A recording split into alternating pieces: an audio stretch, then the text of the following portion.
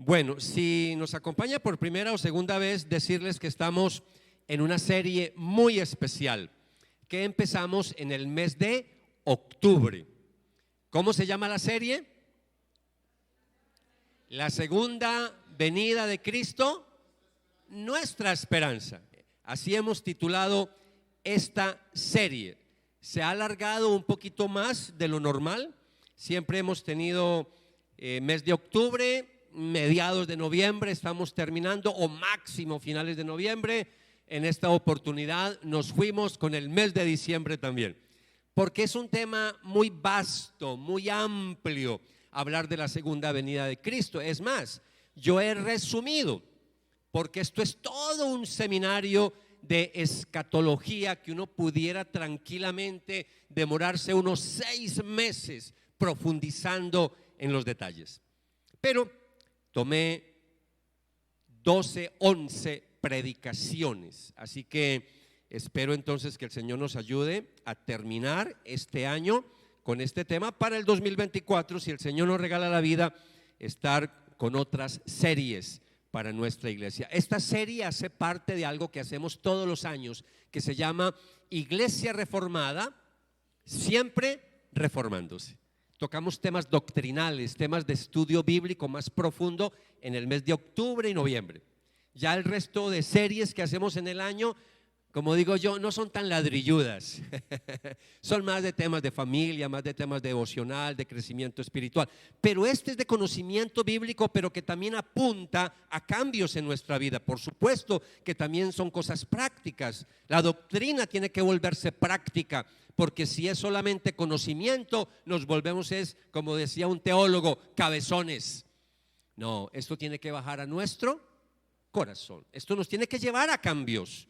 Y por eso me encanta el apóstol Pablo, que para mí es un ejemplo de teólogo, porque Pablo siempre, cuando escribió sus cartas, la mitad era teoría, la segunda mitad de sus cartas era práctica. Entonces, la ortodoxia, la ortopraxia, y eso tiene que ser así, porque si no, mucho conocimiento, ¿y qué? ¿Y cambio de qué? Cambio de vida, ¿por dónde? Entonces, este estudio cada semana nos ha ido llevando a concientizarnos, a sensibilizarnos que la venida del Señor está muy, pero muy cerca. Entonces, aunque no he profundizado en todos los detalles, pero sí tomé 12 señales para mostrarles a ustedes que la segunda venida del Señor está muy cerca. Yo les regalé a ustedes un acrónimo, entonces quiero mostrarles ese acrónimo, parusía. Con la palabra parusía, una palabra griega que significa segunda venida de Cristo en griego, segunda venida. Parusía, yo con cada letra les regalé un tema, les regalé una predicación, ¿ok? Entonces ya en este momento vamos a tocar la letra I, lo demás ya lo hemos tocado. Así que hoy vamos a hablar de los personajes alrededor de la segunda venida de Cristo. Y eso sí que es bien importante que entendamos que hoy nos vamos a limitar a ese punto. ¿Estamos listos?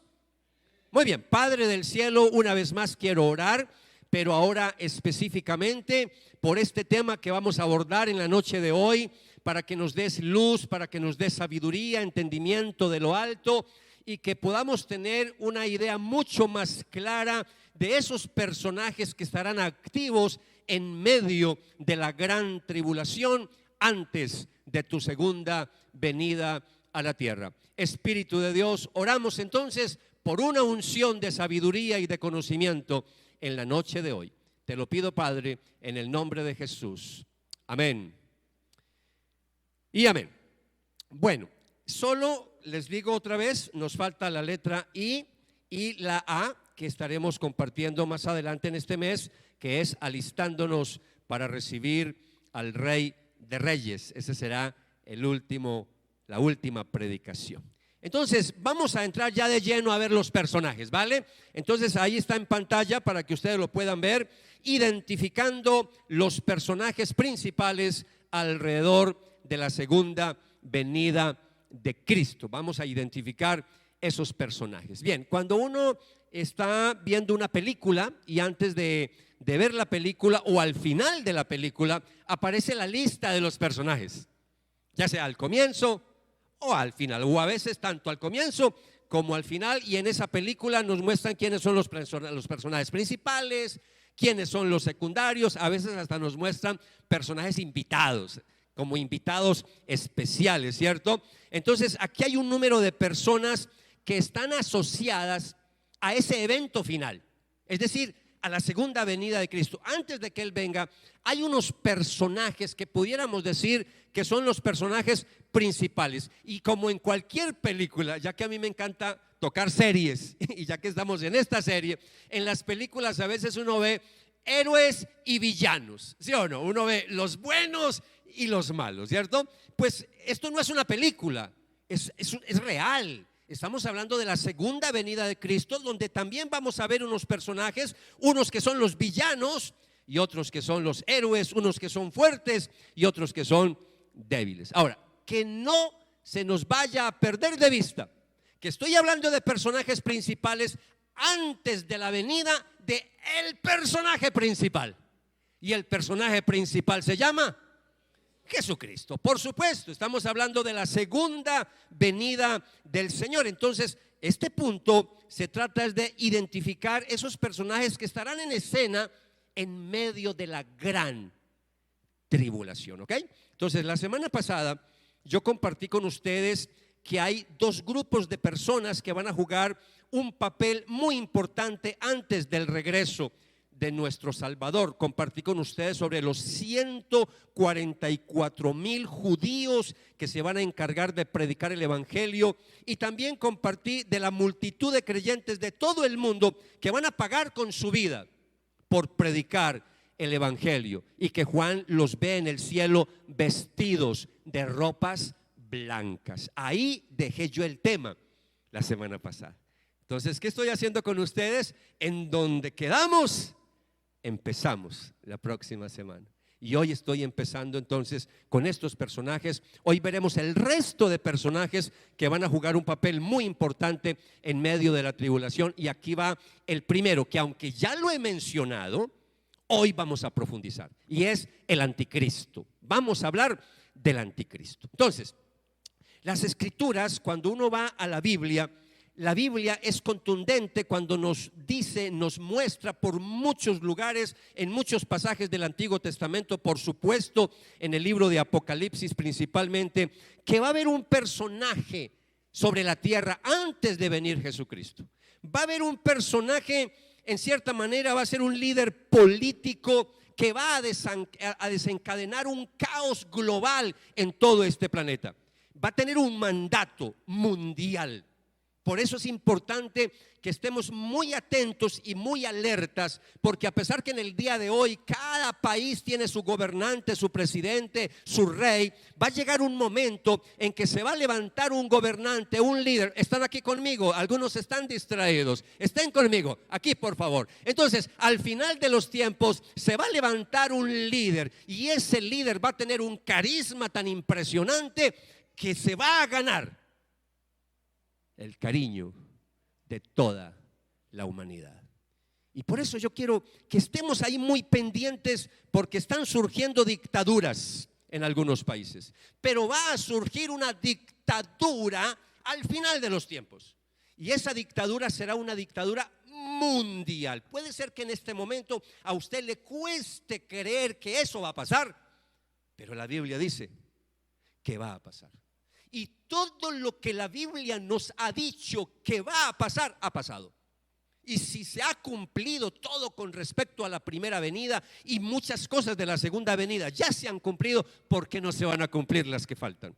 Entonces, eso es lo que le quiero mostrar, que ese personaje, ese líder, ese caudillo, tiene una identidad que es todo un misterio, porque la Biblia no da muchos detalles, pero a lo largo de los tiempos estudiosos de la Biblia lo han llamado el anticristo. Y ese personaje político, la primera vez que se menciona la palabra anticristo en la Biblia, lo encontramos en Primera de Juan, capítulo 2, versículo 18, que dice así la palabra del Señor: hijitos, es la última hora, Y así como oyeron que el anticristo viene, también ahora han surgido muchos anticristos.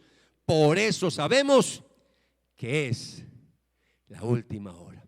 Recuerden, amados, que los apóstoles, ellos tenían la esperanza que Cristo iba a llegar en su época cuando estaban vivos. ¿Por qué? Porque estaban viviendo precisamente eso. Ellos estaban viendo el prototipo de un caudillo, el líder, el emperador romano, que prácticamente era el líder de todo el mundo conocido en ese momento de la historia. Entonces, por eso quiero que tengan mucho cuidado cuando nos acercamos a la Biblia, porque hay que entender a los escritores bíblicos que ante las señales que estaban pasando, ellos creían que el Señor venía, pero también sabían que no era palabra dogmática, porque también sabían que podía venir más adelante, ¿cierto? En otra época del tiempo. Entonces la Biblia usa otros términos para referirse a este personaje.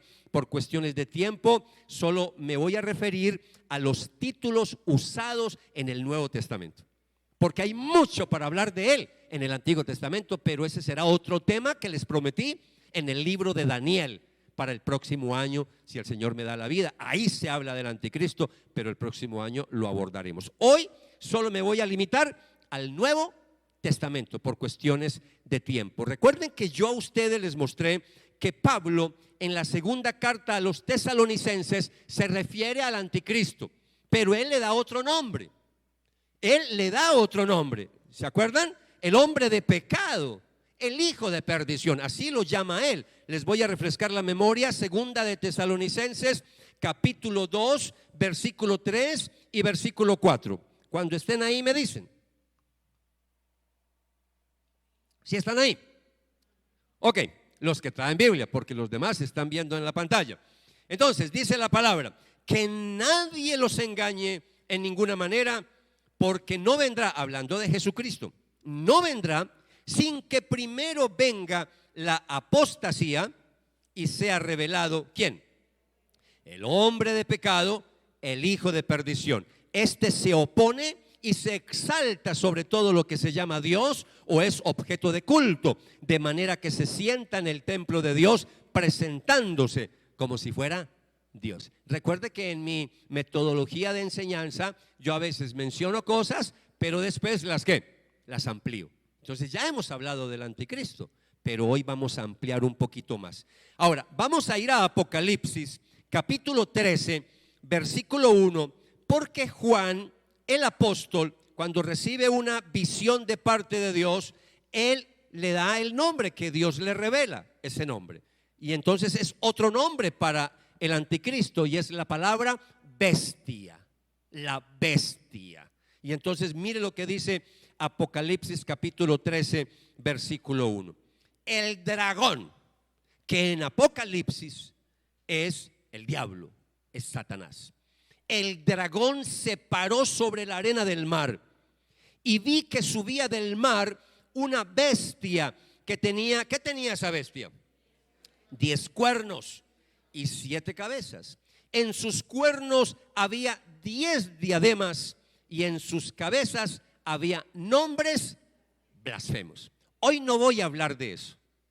Otra vez, después voy a profundizar en esos temas. Usted se imagina donde yo me ponga a profundizar en cada uno de esos versículos. No, nos coge diciembre del 2024.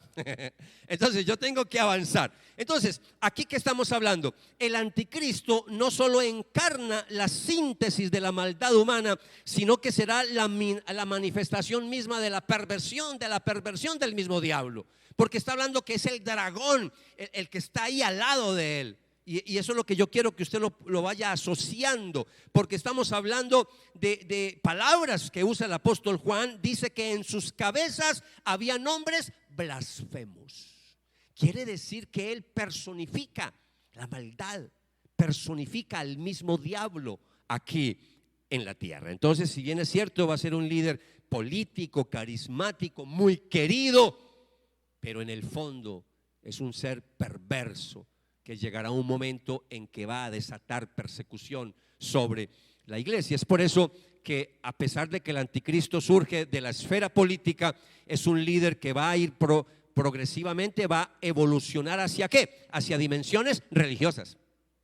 Entonces yo quiero que vaya mirando eso, porque si bien es cierto, hay cosas que son políticas, hay cosas que son económicas, pero él, en medio de su liderazgo, va a haber connotaciones religiosas. Por eso la última guerra mundial, todo va a tener un tinte también religioso. Y eso quiero que lo tengan presente, que lo tengan presente. Por eso ahí Pablo, lo que acabamos de leer hace un momento en segunda de Tesalonicenses, dice que ese personaje, hablando del anticristo, dice que se va a sentar en el templo y se va a hacer pasar por Dios, es decir, va a buscar que lo adoren. Y eso lo hemos tenido a lo largo de la historia. Si usted no sabía o se le olvidó, en la época del Imperio Romano, los emperadores romanos, los césares, ellos reclamaban adoración divina para ellos, se creían dioses sobre la tierra. Por eso había que saludarlo, el Kyrios, el Señor. Y ese fue el problema que hubo con los cristianos, porque los cristianos no los saludaban. Decían que el único Kyrios que ellos tenían era Jesucristo. Y por eso yo quiero que vaya viendo las dimensiones de este personaje político. Va a ser, a pesar de que va a hacer alianzas, parece ser por todo lo que vemos en la Biblia, alianzas militares, alianzas políticas, de ahí va a venir todo su poder, su autoridad, pero la principal fuente de autoridad y de poder va a venir del mismo Satanás. Es el mismo diablo que le va a dar poder a ese personaje. Entonces yo quiero que vaya viendo como un paralelo entre la Trinidad de Dios, Padre, Hijo y Espíritu Santo, que vaya viendo un paralelo que al final de los tiempos va a haber una Trinidad diabólica en la tierra. Y eso es lo que le voy a mostrar hoy. Entonces, mire lo que dice Apocalipsis capítulo 13. Después de hablar, que ya leímos el versículo 1, de esa bestia que surge del mar, ¿cierto? O de la tierra. Entonces, mire lo que dice el versículo 2. La bestia que vi era semejante a un leopardo. Sus pies eran como de un oso y su boca como la boca de un león. Y dice, el dragón le dio su poder, su trono y gran autoridad.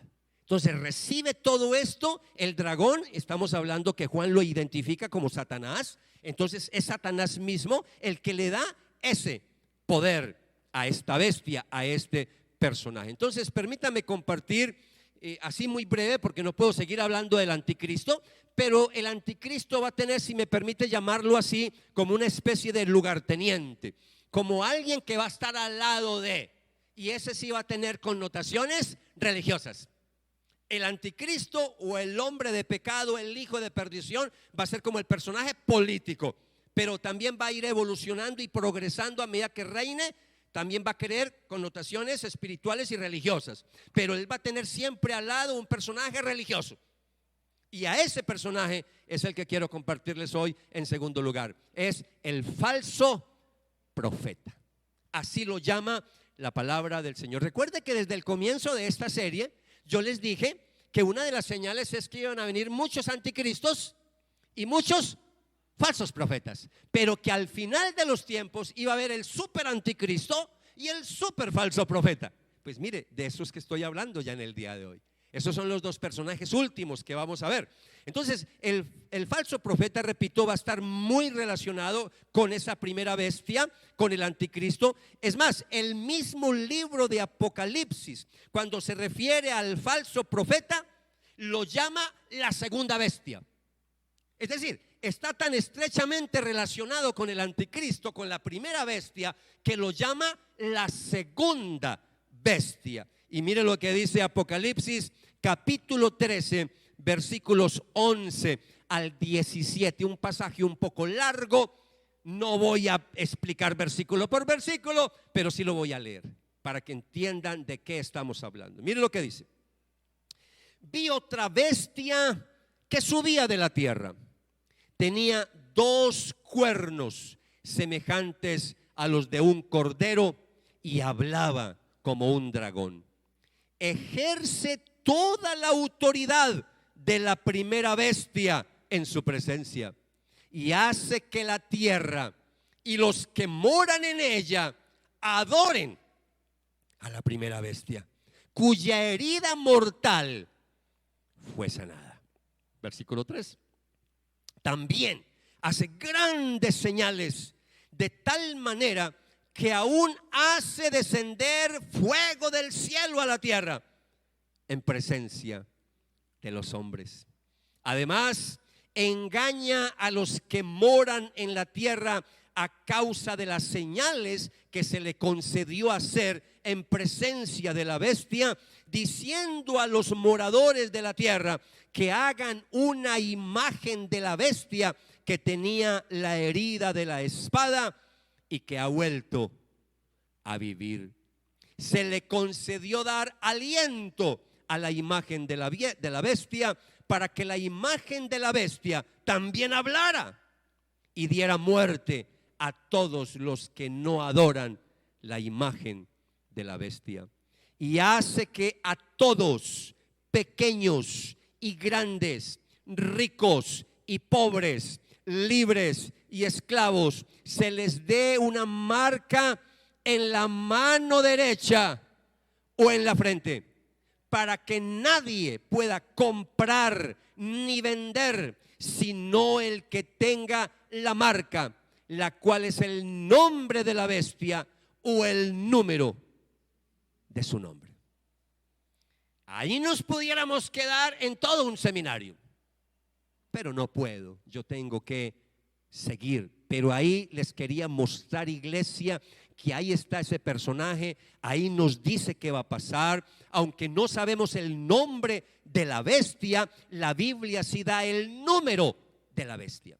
No sabemos el nombre, pero sí el número. Y lo dice Apocalipsis capítulo 13, versículo 18. El versículo siguiente dice: aquí hay sabiduría. El que tiene entendimiento, que calcule el número de la bestia, porque el número es el de un hombre y su número es 666. Entonces, amados, nosotros no estamos en ignorancia. Nosotros somos hijos de la luz. Nosotros somos hijos, hijas de Dios, que Dios nos ha dejado su palabra. Ya sabemos lo que va a pasar.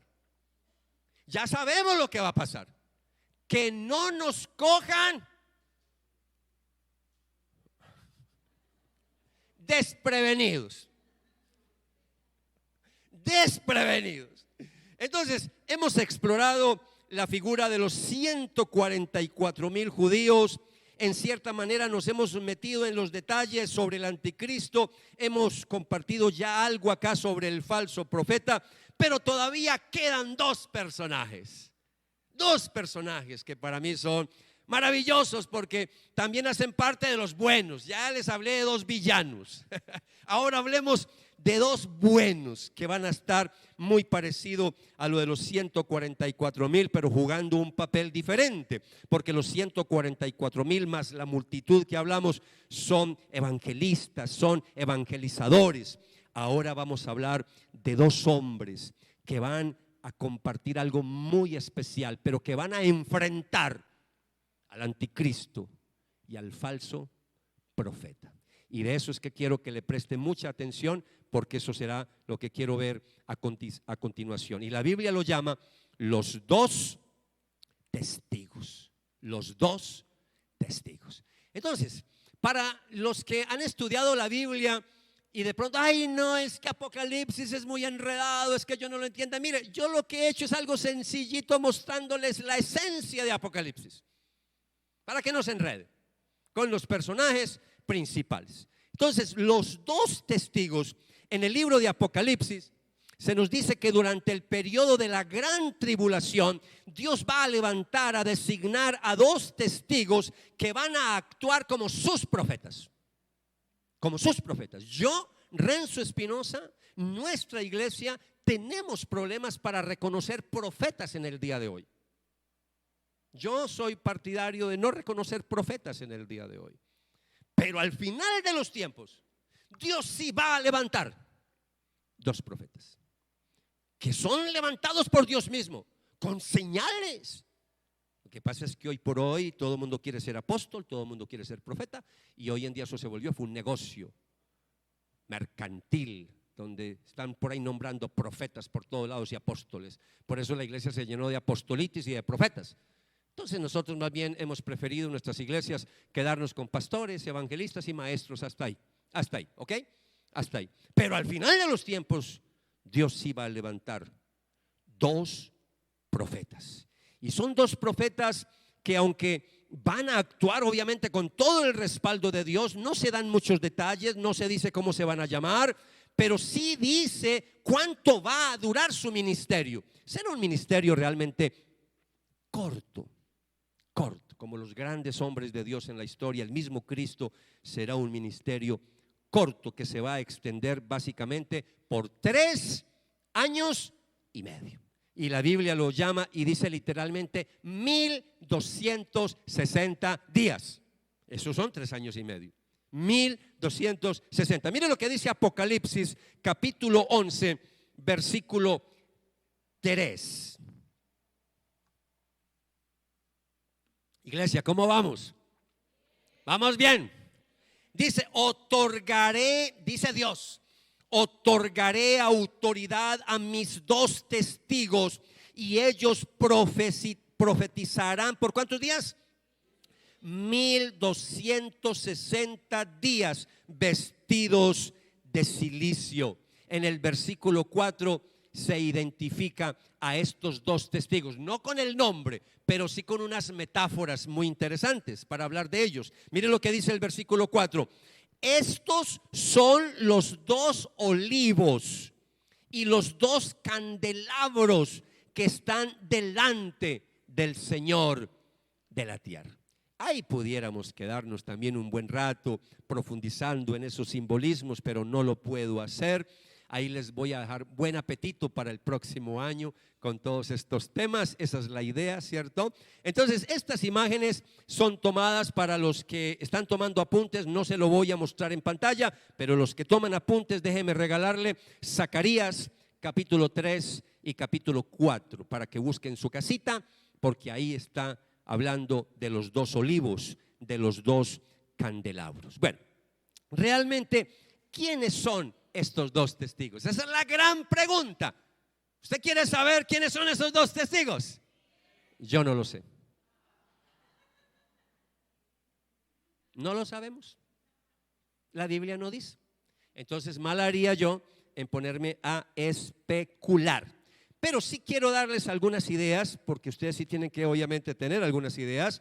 Pero lo que sí podemos decir es que van a estar predicando en los días más oscuros, en los días más difíciles, en medio de la gran tribulación. Y van a traer luz en medio de tanta oscuridad, en medio de tanta persecución. Así que van a ser 2 hombres muy, pero muy especiales. Y tan especiales van a ser que Dios los va a respaldar de una manera sobrenatural.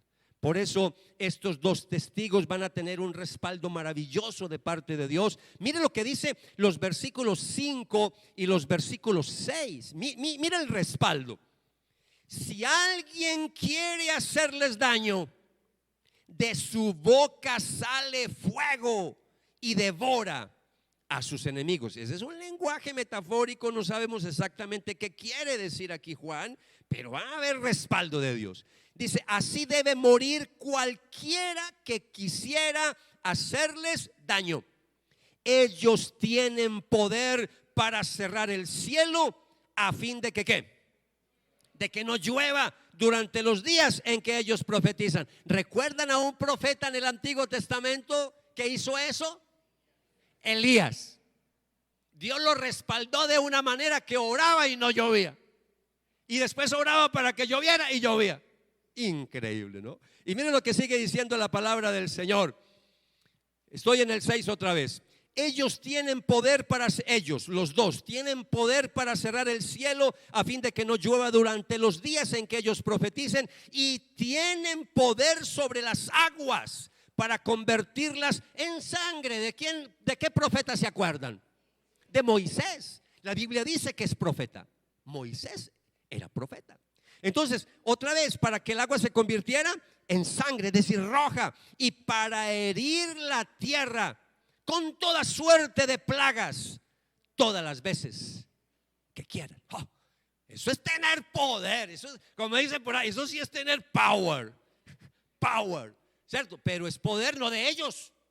Así como el anticristo recibe poder del dragón y del diablo, estamos hablando de que estos dos testigos, estos dos profetas, reciben todo el poder de nuestro Dios todopoderoso. Entonces, después, amados, cuando miramos esto a raíz de los prodigios que realizan, de las señales, hablando del cielo, del agua, hablando de todo lo que dice ahí, algunos comentaristas que les encanta el estudio de la profecía sugieren que estos dos testigos pueden ser Elías y Moisés. Pero no sabemos. Si yo digo eso, estaría mal como maestro de la palabra, porque yo no puedo dogmatizar, porque la Biblia no lo dice. Entonces podemos sugerir que podría ser. Es más, Elías no murió. Ustedes saben que el profeta Elías, al final del ministerio, dice que Dios se lo ¿qué? Se lo llevó. Eso sí fue un verdadero rapto, se lo llevó vivo. Pero Moisés sí murió. Ahora, para Dios no es pues por favor, Él es Dios. Puede simplemente mandar a Moisés. Yo no voy a decir que no, pero lo que yo no estoy de acuerdo es cuando digan, es que este es Moisés. Y venga, ¿cómo va a decir usted eso si la Biblia no lo dice? Puede ser. Yo más bien me inclinaría a decir que son dos personajes que van a tener una autoridad similar. Pero bueno, dejémoslo ahí. Otros comentaristas, ya que a ustedes les gusta que yo les hable un poquito de esto, otros comentaristas dicen que no es Moisés, que no es Elías. Bueno, Elías sí, en eso coinciden casi todos, pero que puede ser Elías y Enoc, porque Enoc tampoco murió. Dice que Enoc al final de los días, dice, caminó con Dios y Dios lo llevó. No dice que murió, es el único que dice que no murió. Entonces algunos dicen que Enoc. Yo pues como que no me inclino mucho por ese lado. Yo más bien me inclino para decir que van a ser dos personajes que van a tener aún más. Recuerda que en la época de Jesús muchos decían que Elías volvió. Es porque la Biblia profetiza que Elías va a volver. Con Juan el Bautista. Algunos creían que Juan el Bautista era Elías. ¿Sí ve? Otra vez. Cuando el Señor estaba en la cruz, Elik, Elik, lama sabachthani. No estoy hablando en lengua, sino en el idioma que Jesús estaba hablando. Elik, Elik, lama sabachthani. Dios mío, ¿por qué me has abandonado? Algunos decían, ay, está llamando a Elías. Ay, es Elías. No, amados, hay profecías. Entonces puede ser que sí venga Elías. Puede ser que sí. Déjelo así nomás. Puede ser. Pero también vea la posibilidad que ni es Elías, ni es Moisés, ni es Enoc, sino que son dos hombres que Dios va a levantar y los va a dotar de mucho poder. ¿Hasta aquí cómo vamos? Bueno, entonces después de completar esa labor profética, ¿por cuántos días van a profetizar, predicar? 1260 días, 3 años y medio. Entonces, después de completar esa labor profética en oposición a ese plan del anticristo y del falso profeta, Dios en su soberanía, escuchen lo que voy a decir, Dios en su soberanía permite que el anticristo, que el falso profeta los mate. Y eso es lo que yo he venido compartiendo con ustedes una y otra vez. Yo no sé por qué se metió en la iglesia esa enseñanza de que a la iglesia no le va a pasar nada, que a nosotros no nos pasa nada. Si es que la Biblia menciona que a veces hay que pagar un precio cuando se predica, cuando hay persecución. Y estos dos hombres, a pesar de que Dios los guardó, los protegió, muchos quisieron hacerle daño y no pudieron. Al final, en la soberanía, Dios sabe por qué lo permitió, porque va a pasar. Dice que Dios permite que el anticristo los mate. ¿En dónde dice eso? Está en Apocalipsis capítulo 11, versículos 7 al 10. Y escúcheme que hoy se lo estoy diciendo, hoy se lo estoy aclarando, hoy se lo estoy compartiendo, para que cuando eso pase, si estamos vivos, usted diga, de eso nos predicó Renzo en la serie de la segunda venida. Mire lo que dice la Biblia. Cuando hayan terminado de dar su testimonio, la bestia que sube del abismo hará guerra contra ellos, los vencerá. Y algo que a algunos no les gusta que la Biblia diga, ¿qué dice? Y los matará. Sus cadáveres estarán en la calle de la gran ciudad, que simbólicamente se llama Sodoma y Egipto, donde también su Señor fue crucificado. Gente de todos los pueblos, tribus, lenguas y naciones, es decir, el mundo, contemplarán sus cadáveres. ¿Por cuántos días? 3 días y medio, saliendo por todos los medios de comunicación. 3 días y medio estaremos viendo esos 3 cadáveres. Perdón, esos 2 cadáveres por 3 días y medio. Amados, cuando la Biblia nos da estos detalles, tenemos que estar muy pendientes, porque esto se va a cumplir literalmente. Dice, contemplarán sus cadáveres por 3 días y medio y no permitirán que sus cadáveres sean sepultados. Los que moran en la tierra se regocijarán por ellos y se alegrarán y se enviarán regalos unos a otros, porque estos 2 profetas habían atormentado a los que moran en la tierra.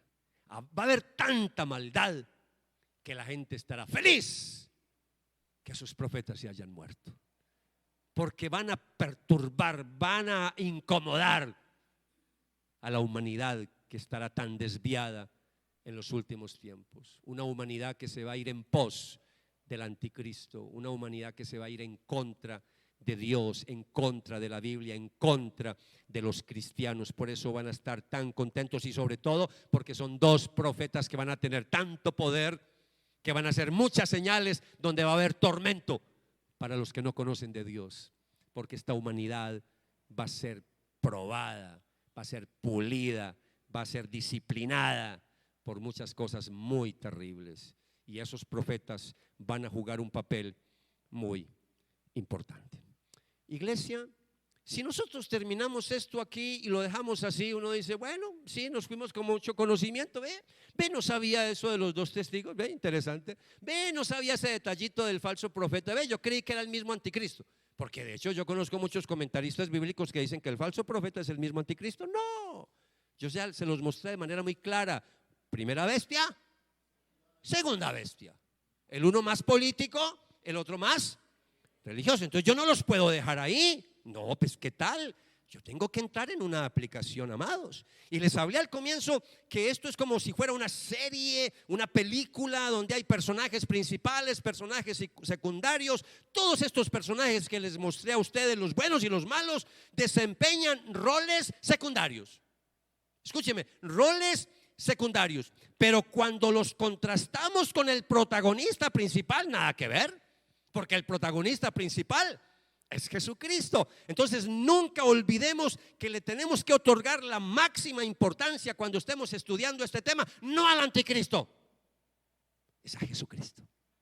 No al falso profeta, es al profeta de profetas, a Jesucristo. Porque a veces yo veo que nos quedamos ahí en la morbosidad en el sentido sano de la palabra. Y venga, ¿y eso qué es? Y explíqueme aquello. Ay, ¿qué será ese cuerno? Ay, tal cosa. Ay, y las 10 diademas. Y nos quedamos en todos esos detallitos y se nos olvida que el libro de Apocalipsis está lleno de metáforas. Pero lo que quiere que Dios quiere que nosotros veamos en Apocalipsis es que Dios siempre ha ganado, y que Él va a ganar en medio de todo ese caos que hay en la humanidad, y quiere que brille el Rey de Reyes y Señor de Señores. Él es el personaje principal.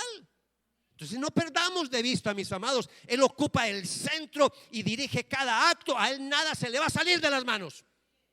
En su soberanía, no, ay, me mataron los 2 testigos. No, en su soberanía Él va a permitir que los maten. Pero es que para Dios lo más importante no es el cuerpo, es el alma. El anticristo no va a poder matar sus almas, Él los va a resucitar. Amados, entonces yo quiero decirles que en este drama, en esta película, El actor principal se llama Jesucristo. Y por eso quiero mostrarle en la pantalla, en primer lugar, que Jesucristo destruirá al anticristo en su segunda venida. Eso es lo que hay que enseñar. Mire lo que dice segunda de Tesalonicenses, capítulo 2, versículo 8. ¿Están conmigo? Entonces será revelado ese impío, a quien el Señor, ¿qué dice la Biblia? Matará con el espíritu de su boca y destruirá con el resplandor de su venida. ¡Ah, qué maravilla! Solamente con el resplandor de su venida, de su gloria, va a destruir. El anticristo es nada a los pies de Jesucristo. Jesucristo es el Rey de reyes y Señor de señores. Ahora, en segundo lugar, Jesucristo destruirá al falso profeta en su segunda venida. ¡Ah, qué maravilla! Mire lo que dice la palabra de Dios en Apocalipsis capítulo 19, versículo 19 y 20. ¿Están conmigo? Entonces vi a la bestia, a los reyes de la tierra y a sus ejércitos reunidos para hacer guerra contra aquel que iba montado en el caballo blanco. ¡Qué belleza! Y contra su ejército. Dice, cuando digo qué belleza, es Cristo viniendo en un caballo blanco. Qué belleza, eso es metafórico. Si será literal, no sé, pero qué belleza, ¿cierto? Y dice que con todo su ejército, hablando de los ángeles, versículo 20.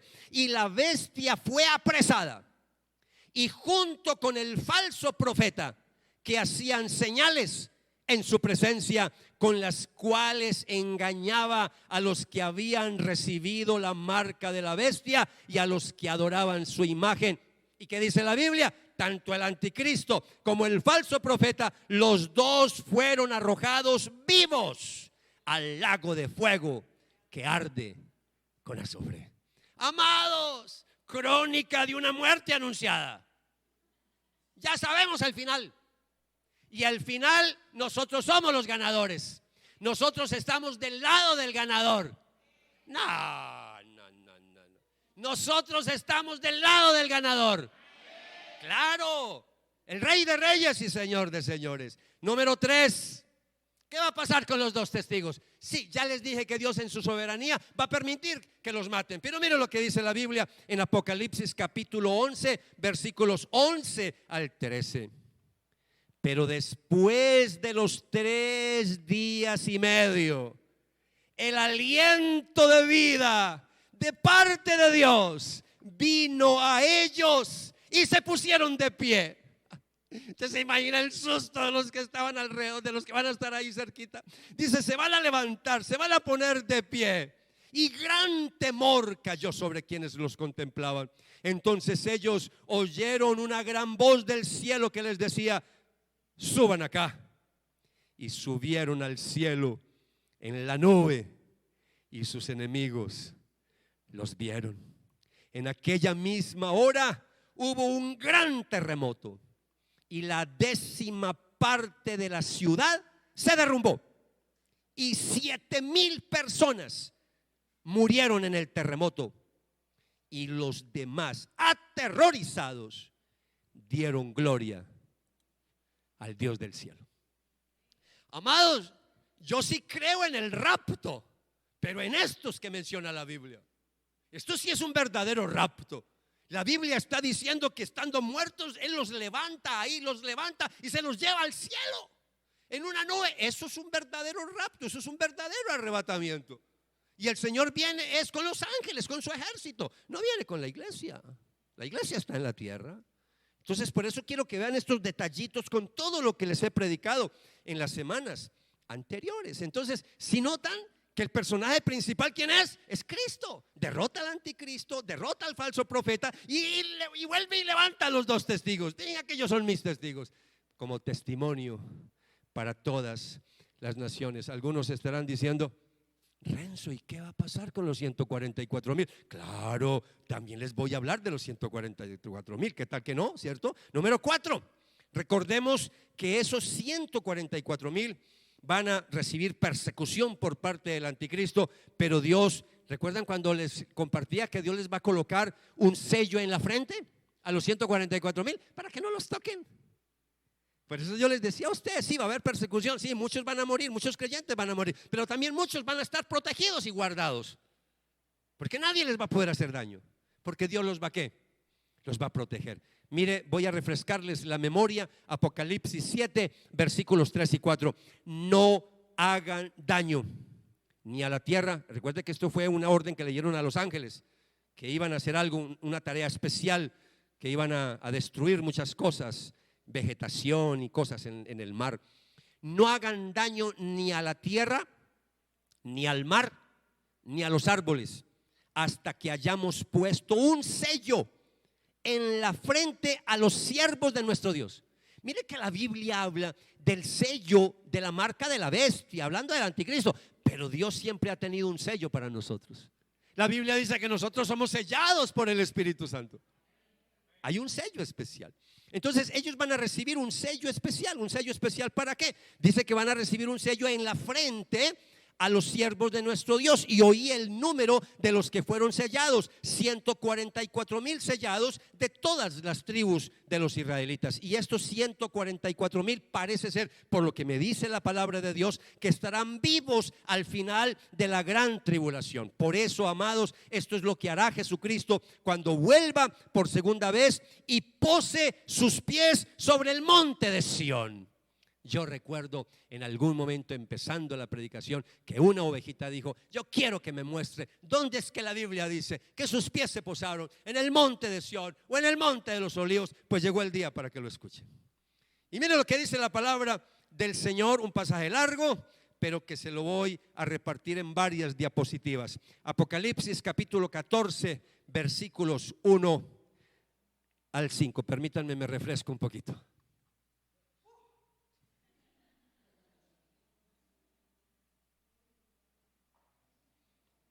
¡Qué maratón! ¡Qué maratón! Mire lo que dice la palabra del Señor. ¿Están conmigo? Miré que el Cordero estaba de pie sobre el monte Sión. Me encanta que en este pasaje de Apocalipsis ya se muestra el final. Ya se muestra el final, después de la tribulación, después de que Cristo venga. Miré que el Cordero estaba de pie sobre el monte Sión, y con él 144,000 que tenían el nombre del Cordero y el nombre de su Padre escrito en la frente. Ese es el sello. Qué belleza, el nombre de Dios Padre, qué lindo, qué hermoso, y el nombre del Cordero, que es Cristo. Oí una voz del cielo como el estruendo de muchas aguas y como el sonido de un gran trueno. La voz que oí era como el sonido de arpistas tocando sus arpas, y cantaban un cántico nuevo delante del trono y delante de los 4 seres vivientes y de los ancianos. El próximo año, si el Señor me regala la vida, les voy a decir quiénes son los 4 seres vivientes y quiénes son esos ancianos. También dice: nadie podía aprender el cántico. Los únicos que podían aprender el cántico, ¿quiénes eran?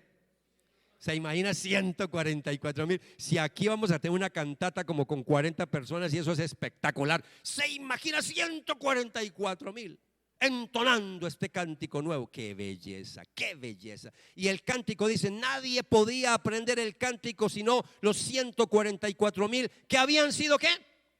Rescatados de la tierra. Amados, esto tiene un final feliz, un final bonito. Habían sido rescatados de la tierra. Estos son los que no se han contaminado con mujeres, pues son castos. Estos son los que siguen al Cordero a donde quiera que va. Estos han sido rescatados de entre los hombres como primicias para Dios y para el Cordero, y en su boca no fue hallado engaño. Están sin mancha. Amados, cuando Dios usa a hombres como estos, son hombres que han pagado el precio para vivir en santidad. Son hombres y mujeres que han renunciado a los placeres de la carne y a las cosas que este mundo nos ofrece para rendir sus vidas totalmente a Jesucristo. Jesús pondrá sus pies en el monte de Sión para inaugurar ese reino milenial, que en este diciembre no voy a hablar del reino milenial. Eso será un tema para el próximo año. Tenemos tema para el próximo año en octubre, ¿cierto? Si el Señor nos da la vida. Uy, tema el que quiera. Eso será para el próximo año. Solamente decirles que el monte Sión, según la Biblia, y también les doy una pista para que tome apuntes, en el Salmo capítulo 2, versículo 6, es el lugar desde donde el Mesías va a reinar cuando venga por segunda vez a la tierra. Entonces debe entenderse, ya con todo lo que les he mencionado, que la referencia que hay acá es un lugar concreto. ¿En dónde? En Jerusalén. El lugar exacto no lo sabemos, pero es en Jerusalén. Eso sí está claro, la Biblia da muchos detalles. Estamos hablando del monte Sión. Específicamente, le voy a decir algo, en Jerusalén, pero específicamente el profeta Zacarías dice que sus pies se posarán en el monte de los olivos. Entonces, en Jerusalén sí hay un lugar que precisamente es el lugar donde Jesús predicó sobre la segunda venida de Cristo. Es el lugar donde Jesús dio el sermón que se le llama el sermón del monte de los olivos. ¿Recuerdan cuando también Jesús es ascendido a los cielos y los ángeles, qué le dijeron a los apóstoles? Así como lo vieron subir, así mismo que lo van a ver descender. Entonces ese monte de Sión es el monte de los olivos. Miren lo que dice Zacarías capítulo 14 versículo 4. Sus pies se posarán aquel día en el monte de los olivos que está frente a Jerusalén, al oriente. Y el monte de los olivos se hendirá por el medio. Mire, para que sepa qué va a pasar cuando Cristo venga por segunda vez.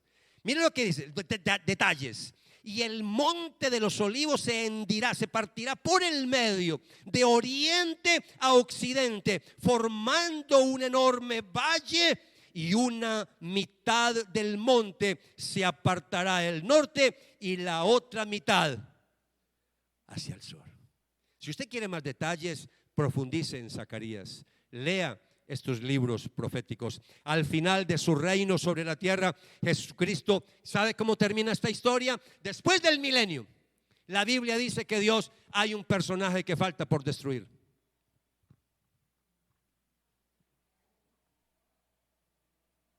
Ya destruyó al anticristo, ya destruyó al falso profeta, falta a alguien más por destruir. El diablo, claro, el dragón, el mismo diablo, Satanás. Apocalipsis capítulo 20 versículo 10. Y el diablo que los engañaba fue arrojado al lago de fuego y azufre, donde también están ¿quién? La bestia y el falso profeta, y serán atormentados día y noche por los siglos de los siglos. Amados, esto tiene un final maravilloso. Por eso, iglesia, le invito a que se coloque de pie, por favor. Colóquense de pie, porque esto tiene un final maravilloso. Quiero que terminemos la predicación del día de hoy leyendo juntos un pasaje de la Biblia. Un pasaje que nos muestra la venida de Jesucristo en toda su gloria, el Rey de Reyes y Señor de señores. Iglesia, te quiero ver de pie, a no ser que tengas un problema en las piernas, un problemita de salud, si te puedes quedar sentadito. Los demás, por favor, colóquense de pie. Y vamos a leer este pasaje junticos. Ahí está en pantalla.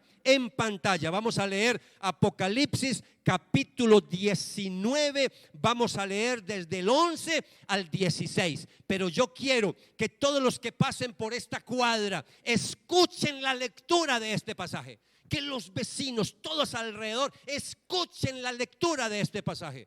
¿Están conmigo? Vamos a hacer una buena lectura, despacio y con voz de trueno, ¿ok? Dice 1, 2 y 3. Vi el cielo abierto y apareció un caballo blanco. El que lo montaba se llama Fiel y Verdadero.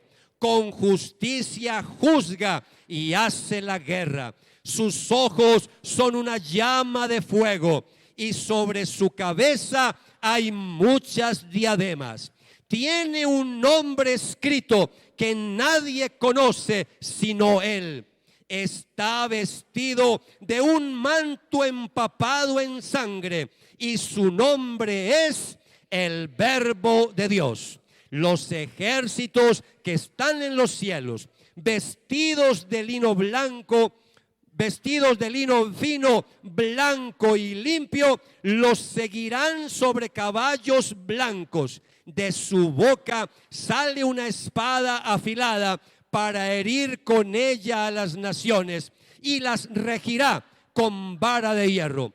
Él mismo pisa el lagar del vino del furor de la ira de Dios Todopoderoso. En su manto y en su muslo tiene un nombre escrito: Rey de Reyes y Señor de Señores. Levante un fuerte aplauso al Rey de Reyes y Señor de Señores, para quien es toda la honra y toda la gloria por los siglos de los siglos.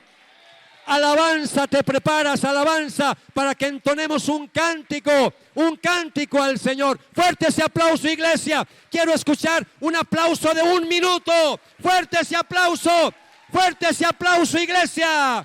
No te canses de aplaudir, no te canses de aplaudir.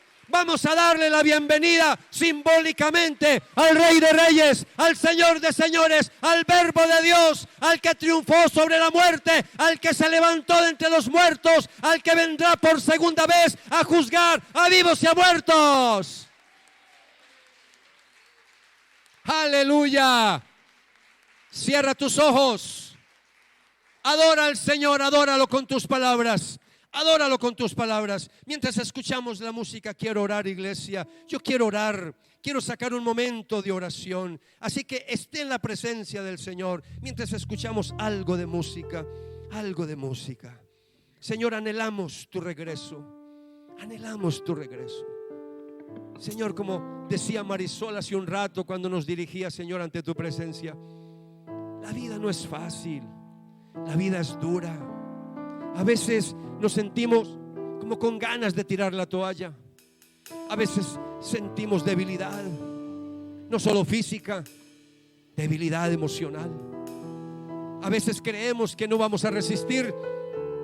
A veces creemos que no vamos a aguantar un día más. Pero, iglesia, el Señor nos va a dar fuerzas para terminar. Y sea que estemos vivos o muertos, nos encontraremos con el Señor al encuentro en el aire. Vivos o muertos. Porque si estamos muertos, vamos a resucitar primero y nos vamos a encontrar con el Señor en el aire, cuando venga por segunda vez montado en caballo blanco con todos sus ejércitos celestiales.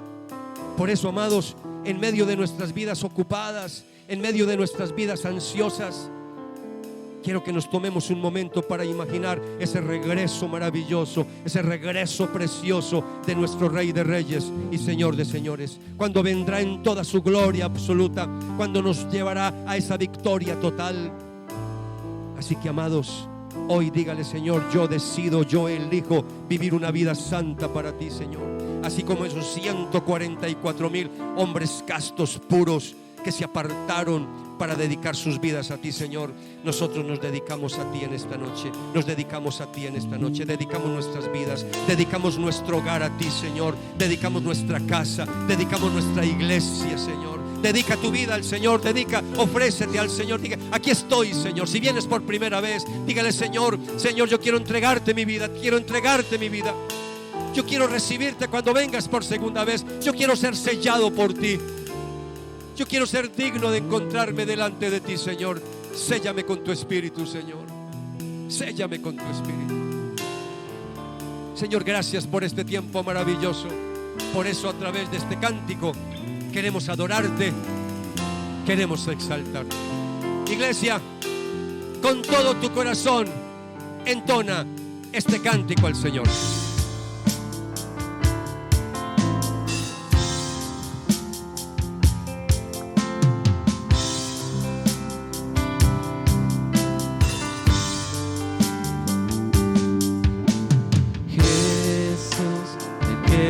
Resucitó, Cordero que triunfó, en victoria ascendió.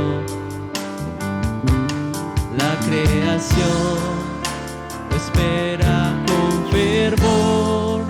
la venida del Señor en todo su esplendor.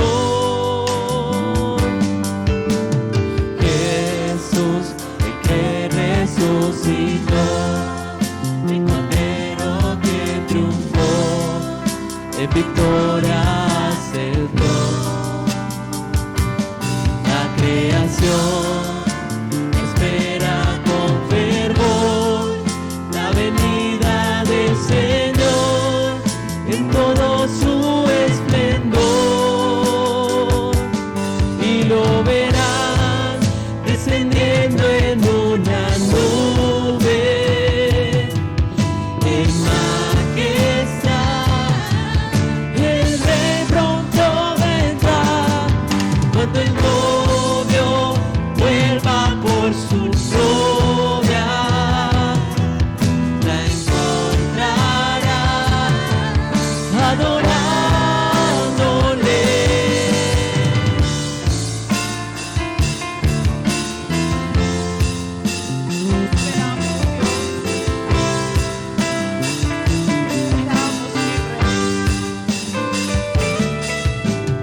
Jesús, el que resucitó, el Cordero que triunfó, en victoria ascendió. Creación espera con fervor la venida del Señor en todo su esplendor, y lo verán descendiendo en una nube en majestad. El Rey pronto vendrá cuando el novio vuelva por su novia. La encontrará adorándole, y lo verás descendiendo en una nube en majestad. El Rey pronto vendrá cuando el novio vuelva por su novia. La encontrará adorándole.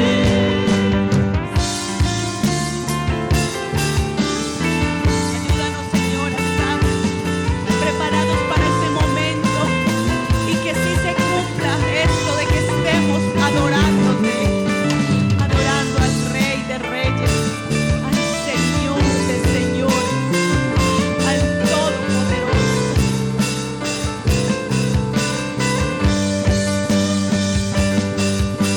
Santo, Santo, Todopoderoso, el que era, el que es, el que ha de venir. Santo, Santo, Todopoderoso, el que era, el que es, el que ha de venir. Santo, Santo, Todopoderoso, el que era, el que es, el que ha de venir. Santo, Santo, Todopoderoso, el que era, el que es, el que ha de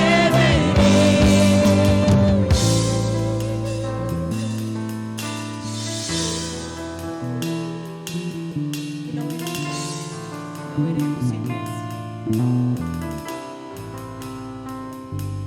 y lo verás descendiendo en una nube en majestad.